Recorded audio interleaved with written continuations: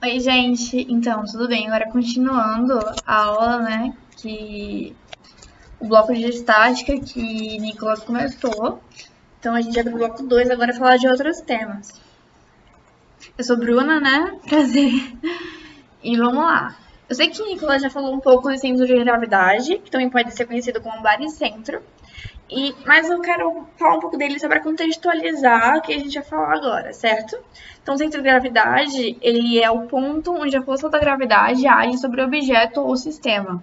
Então, ele pode estar dentro do corpo, pode estar fora do corpo. É extremamente comum acontecer das duas maneiras. Então, sim, ele pode estar fora do corpo, o centro de gravidade, ok? E em campo de gravidade uniforme, que é o que a gente admite na maioria dos problemas de física, então, quer dizer que em um corpo, todos os pontos do corpo são submetidos ao mesmo valor da gravidade, certo?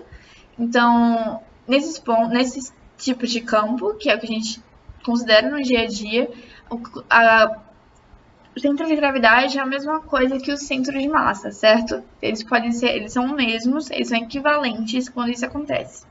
E o que é o centro de massa? O centro de massa é o ponto onde a gente supõe que toda a massa do objeto se concentra nele. E todas as forças externas atuam nesse ponto, certo? Então, a somatória de massas do sistema, a média ponderada dele, então a gente considera que está lá naquele ponto que é o ponto do centro de massa, ok? E o centro de massa, como é que a gente acha ele? Então, quando o corpo, esse sistema é homogêneo, que tem densidade uniforme, a gente pode achar a partir do centro geométrico, ou seja, o centroide. Esse centro geométrico é de acordo com os eixos de simetria, onde a massa estaria mais propensa a estar localizada, certo? Então, de acordo com os eixos de simetria de um círculo, o centro geométrico e também o centro de massa, se ele for de densidade uniforme, está aqui no centro. Mesma coisa para o anel, mesma coisa para o retângulo e os quadrados, que tem esses eixos de simetria, eles se encontram no centro. E também para um triângulo equilátero, eles têm seus eixos de simetria de acordo com as medianas, mas ele não é exatamente no centro dos eixos de simetria. Mas isso aqui, qual é o valor disso aqui? Vocês percebem que aqui em cima é maior que aqui embaixo. Então, para uma altura, ele está a 1/3 dessa altura da base, ok? Então, tá a 1/3 dessa base, tá a 1/3 dessa base e tá a 1/3 dessa base. Isso para um triângulo equilátero. Para outros triângulos, você de outras maneiras. E para objetos que não são simétricos. Então, para esses objetos que não são simétricos, o centro de massa e não são homogêneos, o centro de massa vai estar mais perto de onde há mais acúmulo de massa, que é intuitivo, né? Tem mais massa para um lado, então o centro de massa vai estar mais perto daquele lado. E para os sistemas que não têm simetria, a gente vai calcular o centro de massa a partir dessas fórmulas aqui, onde tem o ponto X, a coordenada X do centro de massa, vai ser a massa de um dos elementos do sistema, vezes o componente X dele, mais a massa de outro componente do sistema, vezes o X dele, e assim consecutivamente. Dividido pela somatória de todas as massas. Isso é a mesma coisa para o Y. Vai ser a massa vezes o componente Y de um elemento, a massa vezes o componente Y de outro elemento, a massa vezes o componente Y de outro elemento, dividido pelo somatório de todas as massas. A gente vai ver um exemplo daqui a pouco, mais prático, visualizando bem como é que vai ser aplicado isso, ok? Um exemplo prático é a Torre de Pisa, que todo mundo já se perguntou um dia como é que ela não cai. Então, é exatamente isso. A gente vê aí na TV, né, que a Torre de Pisa, que fica na Itália, ela não cai porque justamente por causa do centro de massa dela, centro de gravidade. O que importa nesses prismas, esse aqui é um prisma, é que o baricentro, que é o centro de gravidade, ele pode ser projetado ainda na superfície de apoio, ok? Então, tá aqui a superfície de apoio. Isso aqui é a superfície de apoio, por exemplo, da Torre de Pisa. E o baricentro, apesar de não estar no meio assim, ele está sendo projetado ainda dentro da superfície. Então, a partir do momento que o baricentro está fora da superfície, ele cai. Ok?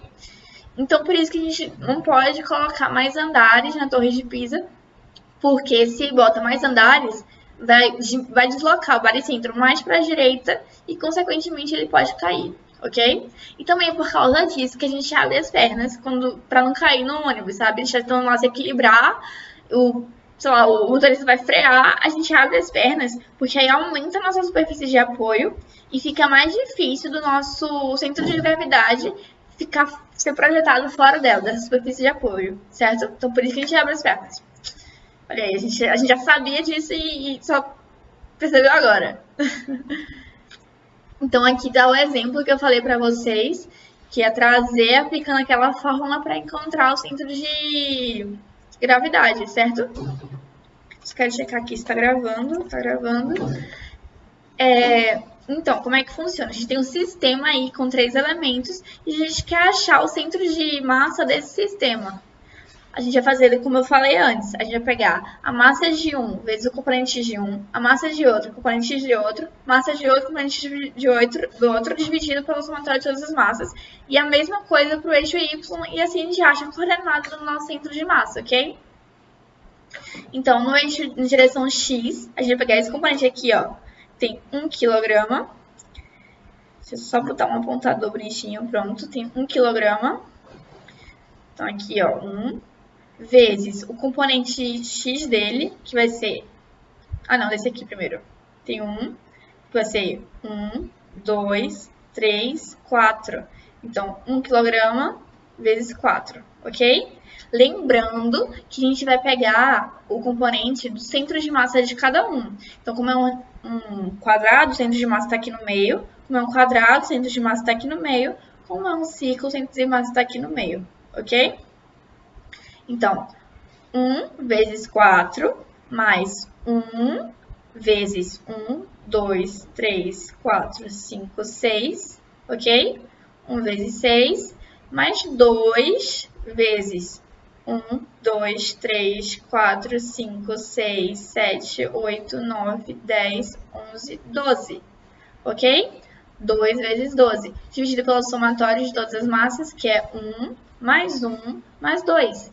E fazendo essa fração aqui, a gente acha 8,5. Então, quer dizer que o centro de massa tá aqui, ó. 1, 2, 3, 4, 5, 6, 7, 8,5. Então, tá por aqui, ó, o centro de massa. Agora, a gente precisa achar o componente Y dele para saber exatamente por onde aqui que ele tá, ok? Mesma coisa. A gente vai pegar um componente que tem massa 1, vezes o Y dele, que vai ser 1, 2, 3, 4, 5, ok? Tá aqui 5.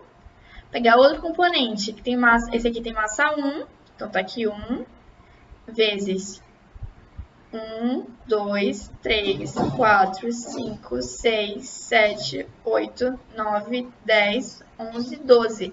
Então, ele tá aqui em 12, mais o outro componente, que tem massa 2, vezes o Y dele, que está em 1, 2, 3, 4, 5, 6, 7, 8.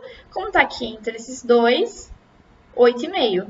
Então, 2 vezes 8,5. Dividido pelo somatório das massas, isso aqui vai dar 8,5. Então, quer dizer que o centro de massa está fora do sistema, né? Tá fora, não é nenhum dos elementos do sistema.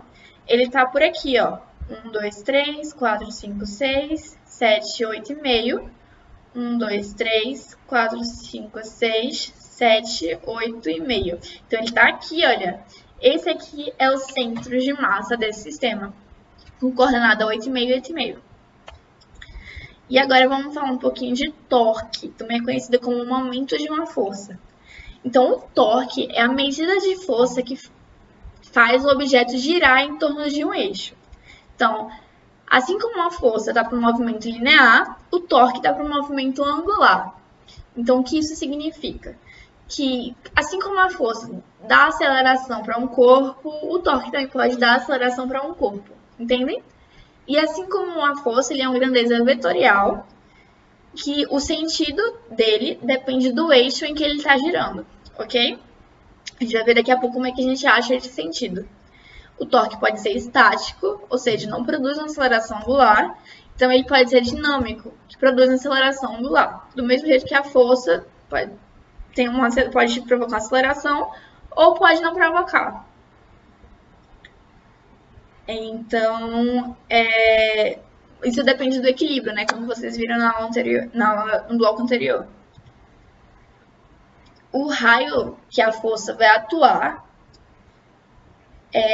esse aqui tá errado, me desculpem, eu vou ajeitar antes de mandar para vocês, que a força atua para gerar o torque é chamada de braço e alavanca, ou seja, a distância entre o eixo que ele vai girar e o ponto onde a força está sendo aplicada, esse é chamado de braço de alavanca, ok?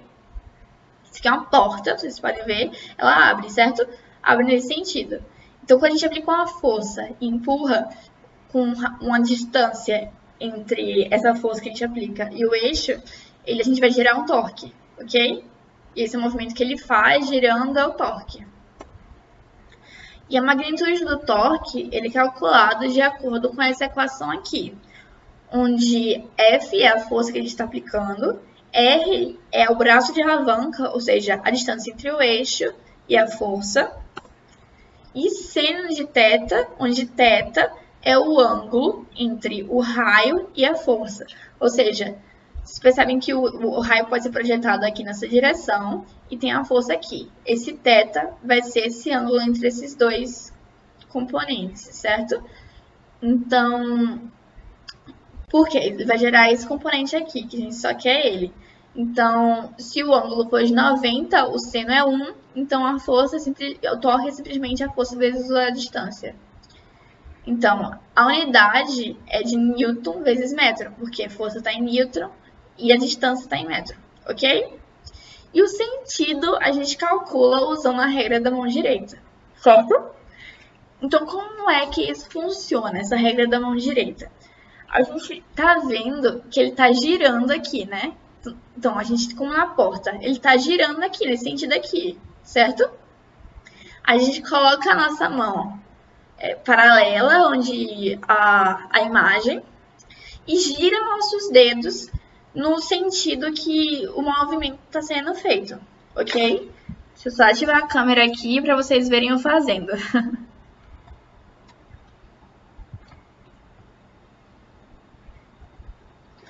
Ok. Então,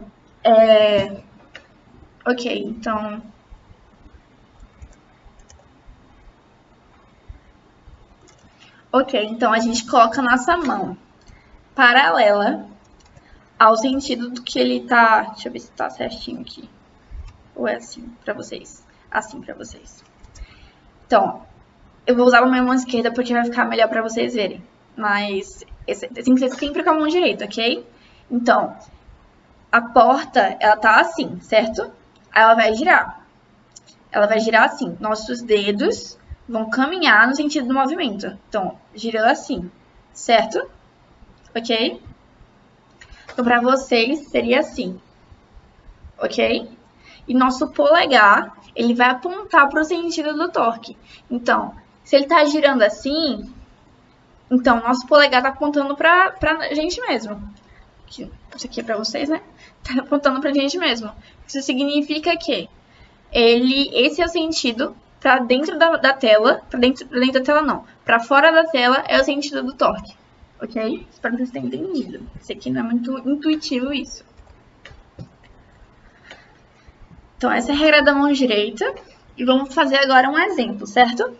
Então, calcule o torque resultante sobre uma chave inglesa, sabendo que a 5 centímetros do eixo de rotação é aplicada uma força de 5 newtons, que é essa aqui. 5 centímetros, essa força de 5 newtons que você é vermelha. Que faz a chave girar no sentido horário, ou seja, está girando assim. E a 15 centímetros do eixo está aplicada outra força de 2 newtons, que faz ela girar no sentido oposto, ou seja, anti-horário. Por convenção, a gente vai utilizar o sentido anti-horário como positivo e o sentido horário como negativo, ok? Daí o que acontece? Então, o que acontece? essa T1, ela está no sentido horário, e ele vai ser calculado com o torque dessa primeira força aqui, essa vermelha. Então, vai ser 5, que é de 5 newtons, vezes a distância para o eixo, que ele diz que é de 5 centímetros, e a gente tem que converter para metro, porque está no sistema internacional de unidades, que é em metros, então de centímetros para metros. A gente vai multiplicar por 10 elevado a menos 2, vezes o seno de 90, porque a gente vai supor que ela está perpendicular ao braço de alavanca. Então, esse é o torque dessa primeira força vermelha. O torque dessa força verde, então, vai ser 2, que é de 2 newtons, vezes a distância para o eixo, que é do braço de alavanca, que é 15 centímetros, e a gente novamente, então, vai converter para o sistema internacional e colocar em metros. E também, sendo de 90 graus, porque a gente está supondo que ela está perpendicular ao braço de alavanca. Então, tá uma no sentido horário, percebe que se estiver preso aqui, esse vai ser o eixo, então essa força vai fazer ela girar assim, então no sentido horário. E a outra está no sentido anti-horário, porque percebe que se estiver preso aqui, ela vai fazer ele girar assim, ok? Então, como a gente sabe, por convenção, o sentido anti-horário é positivo. Se o sentido anti-horário é positivo, então a T2, que está no sentido anti-horário, vai estar com o sinal positivo aqui, tá vendo? E a T1, que está no sentido horário, vai ficar com o sinal negativo, ok? Tá vendo? Então, o torque resultante é T2 menos T1, que vai ser igual a 30, aqui ó, multiplicando 2 vezes 15, 30 vezes 10 elevado a menos 2, menos 25 vezes 10 elevado a menos 2, que é igual a 5 vezes 10 elevado a menos 2. Então, o torque resultante é de 5 vezes 10 elevado a menos 2 newton-metros. E, como ele é positivo, significa que ele está no sentido que, por convenção, é positivo, que é o sentido anti-horário. Aqui, a gente está trazendo outro conceito, que é o de equilíbrio em corpo extenso. Vocês já viram na aula com o Nicolas que o equilíbrio ele vai ser quando a força resultante é nula.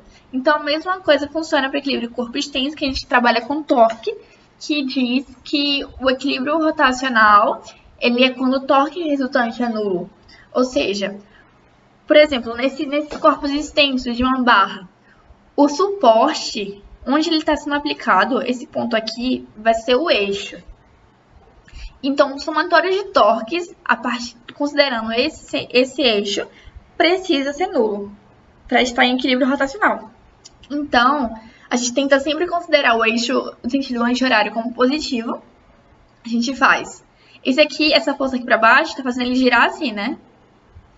Então, essa aqui, o torque dessa força, menos o torque dessa força, que está sendo girado no sentido anti-horário, vai ser igual a zero. Significa que, então, que o momento do horário é igual ao momento anti-horário.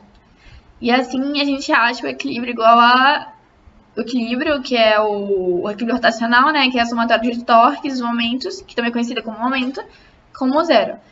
Pode ter mais forças, pode ter mais forças no sentido horário, no sentido anti-horário, que precisa lembrar anti-horário positivo, horário negativo, e o resultado para estar em equilíbrio disso tudo tem que ser igual a zero, ok? Lembrando que é os torques, não são as forças. Então, vai ser a força vezes o braço de alavanca. A força vezes o braço de alavanca. Esse aqui é um exemplo desse equilíbrio, né, de corpo extenso, onde a gente tem uma força exercida por essa massa 1 e uma força exercida por essa massa 2. E o que acontece? Ele tem um peso, né, para cá, para baixo. Inclusive, gente, me desculpa, a gente vai ajeitar agora isso. Ele tem um peso para baixo, né? Que vai ser massa vezes a gravidade. E um peso para baixo na massa 2 também, que vai ser massa vezes a gravidade. E isso significa que eu considerei massa. Na verdade, é peso, né? Então, massa vezes a gravidade, vezes o braço de alavanca, que é 2L sobre 3. E o torque é exercido pela massa 2, que vai ser o peso da massa 2, massa 2 vezes a gravidade, vezes braço de alavanca, que é L sobre 3, ok? Então, o torque resultante vai ser o sentido horário menos sentido anti-horário. Sentido anti-horário menos sentido horário. Ou seja, a força, o torque exercido por essa aqui, que está girando no sentido anti-horário, e o torque exercido por essa aqui, que vai ser no sentido horário, ok? Então, vai ser o torque da primeira menos o torque da segunda, que vai ser igual a, colocando em evidência, L e G sobre 3, a gente vai ficar com 2 vezes a massa 1 menos a massa 2. Que precisa, para estar em equilíbrio, como esse aqui é igual a esse aqui é o torque resultante, para ele estar em equilíbrio, ele precisa ser 0. Então, isso aqui precisa ser igual a 0. Se a gente considera a massa 1 igual a 1 e a massa 2 igual a 2, o sistema está ou não em equilíbrio. Então, vamos lá. L vezes a gravidade dividido por 3, 2 vezes a massa 1, que é igual a 1, menos a massa 2, que é igual a 2. Então, dá 2 menos 2, 0. Então, vai ficar aqui a gravidade vezes a largura dividido por 3 vezes 0, que é a mesma coisa que 0. Então, se está em 0, se o valor é 0, então quer dizer que está em equilíbrio, porque o torque resultante é igual a 0. Então, gente, acabou. Mas eu sei que esse aqui é um assunto extremamente complexo, difícil de entender, nada intuitivo. Então, se vocês têm dúvida, por favor, mandem no grupo da monitoria, no Instagram, ou entre em contato com a gente, entre em contato comigo, Bruna, que eu vou estar super disposta a ajudar vocês, tá bom? Então, por favor, não se acanhem. É complicado, exercitem bastante, façam a ficha, mas, por favor, eu sei que é complicado, então se tiver dúvida, pode me chamar, que eu vou estar lá pronta. Vamos